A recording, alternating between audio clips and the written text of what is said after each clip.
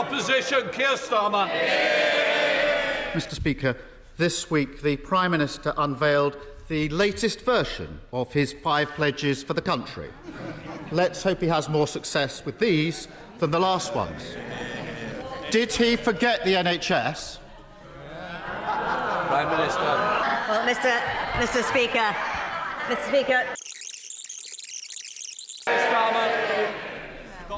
Well, the reason he ignored the NHS, not only in his new pledges but just now, is because 7.8 million people are currently on the waiting lists.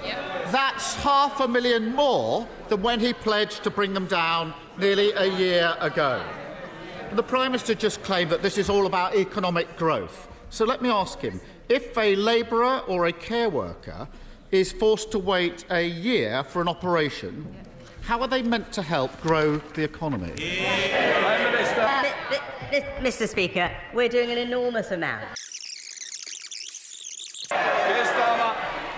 Mr Speaker, more than double the entire population of Wales are currently on a waiting list in England.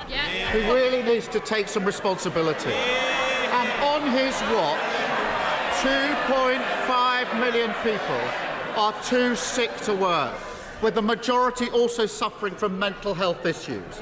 On top of his failures on waiting lists, can he tell us how many people are waiting for mental health treatment? And that's the difference between us, Mr Speaker. He wants to play politics, we get things done. So raising the waiting list by 500,000 is getting things done. He's through the looking glass, this one.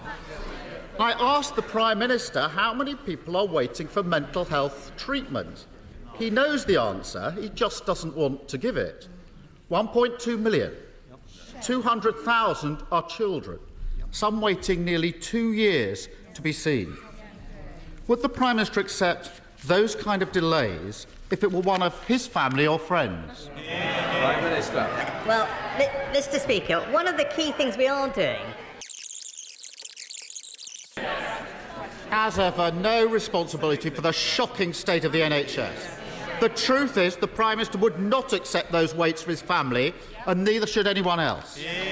This morning I spoke to an NHS nurse.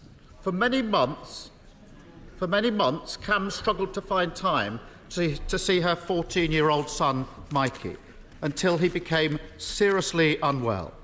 And now he hasn't been able to be in mainstream education for over a year. Mikey's mum is having to balance nursing with caring and being a parent.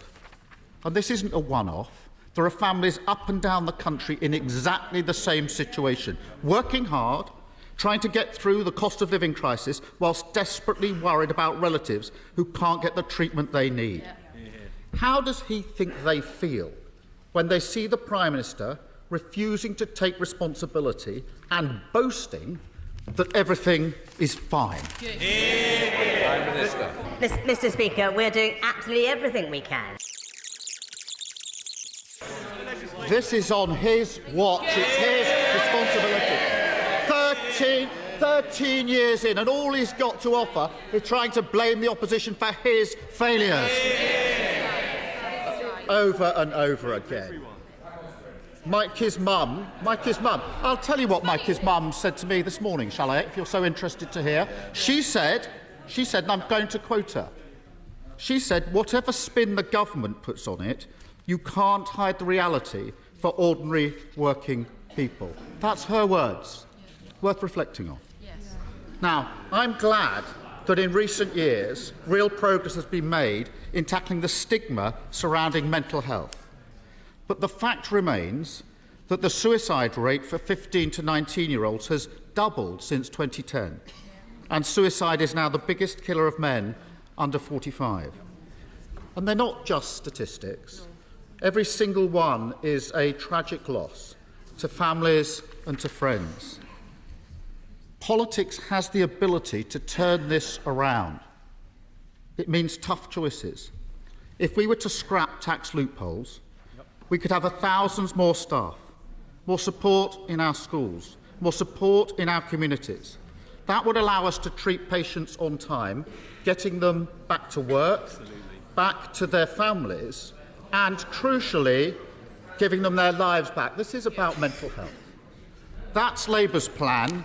Will he back it? Prime Minister. Well, Mr. Speaker, it was this government. SNP leader Stephen Flynn.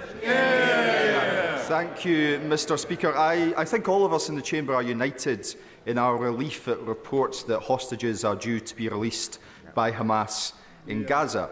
But we can't afford to lose sight of what comes at the other side of the temporary pause in hostilities that we are about to see. At the end of 4 days, do we simply see the return to the killing of children in Gaza every 10 minutes? Or do we choose in this House to instead back a permanent ceasefire? Prime Minister. Stephen Flynn.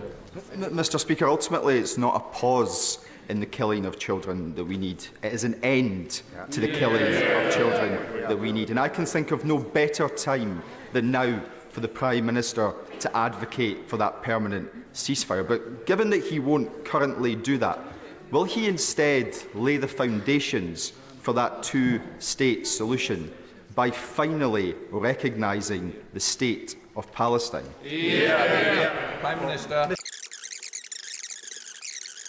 Click here for a video done especially for Nigel Farage that lets him know all of the Brexit benefits.